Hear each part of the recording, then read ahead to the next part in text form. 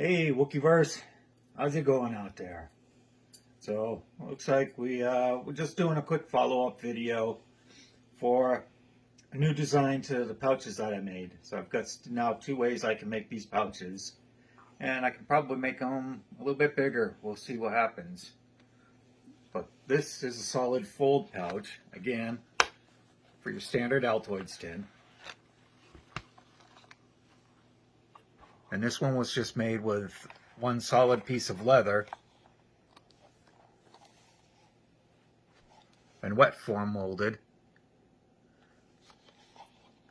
except for the belt loop. So it takes two pieces of leather, one real small one, and it was just an experiment I wanted to see if I could do, and I was actually kind of happy with the results. This one came out real nice, so it's also got a little bit more of an old school look to it, with only the two stitch lines up the sides. Again, you just take the Altoids tin, slide that right in, snap it into place, and it's all set. There's just nothing to it. We're going to try and put this Uberleben tin in there, but Uberleben tins are just a little bit thicker than the Altoids tins, so they won't really fit. It throws the whole dimension of the pouch off, but it's a small enough adjustment to make them to fit this size.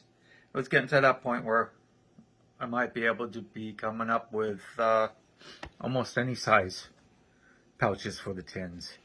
They came out beautiful, and with the Uberlitten tin, it would really be a matter of moving the snap, I think, on that size. I'm just saying. I know you'd want to make it bigger, but... It might be, but we'd have to make it a little bit bigger because it is a little bit thicker. And each time you went to try and pull this out, your lid, because of the way they designed it, it would slide down and get stuck inside, and you'd dump all your contents out. Oh, yeah, that's true, too. So you try and want to avoid that kind of thing.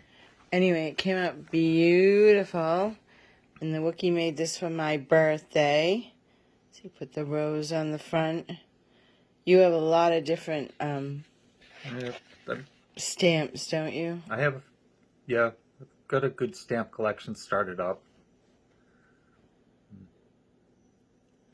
And the nice belt loop. Then I tried a few different techniques on this one that I didn't do on the other ones. So I'm kind of happy with this version 2. It's absolutely gorgeous. It's got better sides on the edging on the sides came out a lot better. It's perfect. They're a lot slicker. So I guess each time you do it, you learn to do it better. Yeah, so will you be offering those now from Wookiee Works? I can't even talk tonight. Yeah, I gotta put them up on Wookiee Works. You know, and if anybody's interested on here, they can, always drop a message in the comments below. Yeah, so they have a standard Altoids. Yeah.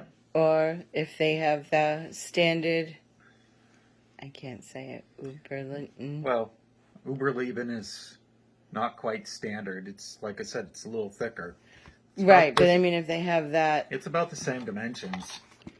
If they got the same thing I did. See, it's roughly the same dimensions, just a little bit longer and a little bit thicker. A little bit thicker, yeah. And that like open it off. up and show what came in it, so people know what the hell I'm talking about. Well, if you buy the ferro rods or the... Yeah, that came in it. That's the bellows with the match lit wick in it. So you light it up to get your fire going. It's a fire extender. Yeah, but this one stuffed in a minute. That one came in a tin like that too. Yeah. All right, so that's the Uberleben striker and ferro rod. So they're a set. Mm-hmm. Boom. So all I'm saying is that you have that available to make the mold, the wet mold. Yeah, I can make that mold. if somebody wanted a bigger tin, or if they want the regular Altoids tin, Or they could get one of these and their Altoids tin, and then order like the little ferro rod holder that's already on the WikiWorks site. Oh, the one like the necklace you made me? Mm-hmm. Yeah. Yeah, that definitely would go good together. I should get that. Where is that? Hanging on the little pouch. Hold on. And poof, like magic. And there it is. Well, it's just a basic little ferro rod holder with elasticated cord to hold the ferro rod in place, and this would basically just hang around your neck, so that you always got a place to store your ferro rod. So your ferro rod just goes down inside, pull the elastic cord down over it, Shock cord. and shop cord, and just like that. Perfect. You can see it's a perfect match. Yeah. I don't know. I'm just so excited about the cases that you're making. They come out so beautiful. It's just... Yeah, I was kind of concerned about how to do wet molding and stuff, but after doing it, a couple times, it really seems fairly... straightforward. Yeah, it's a lot easier to do it than, the regular way I would normally do them. I know you've been out there a lot, so it's labor intensive, definitely.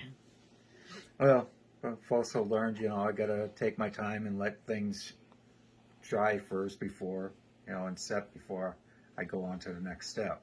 Yeah, so you were saying that you embossed them when they were still damp.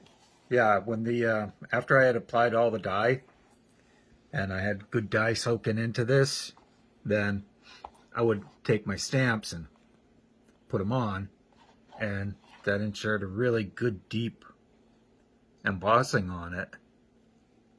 So all the details of the stamps seem to be coming right out. Yeah, they pop now. Yeah. Plus, the upgrading tools. So my little arbor press works real well for doing that, for setting my stamps in place, instead of trying to hold everything steady and whack it with a hammer and set it that way. The arbor press comes in and I can just go down, put a real steady pressure on it, let the pressure up just a little bit, and the leather will settle just a second, and then when you put the pressure back down on it again, you don't get the double stamp imprints like you would if you tried to do it with a hammer. Yeah. And you have a bunch of dye colors, right? Yeah. We had showed that a long time ago. Yep. That swath of color. Maybe I'll try to find that. Must be on WikiWorks, though, all the different colors. Yeah. I know the emerald was beautiful, and... I'm basically using all the basic Phoebing leather dyes. Phoebing? Phoebing Okay. is the company, and it's just, I'm just using their basic leather dyes. He wants to photobomb again. Yep. People can't not be in a video. Puppy. You just gotta be in the video, don't you? He's like Linus with his binky. Do you approve?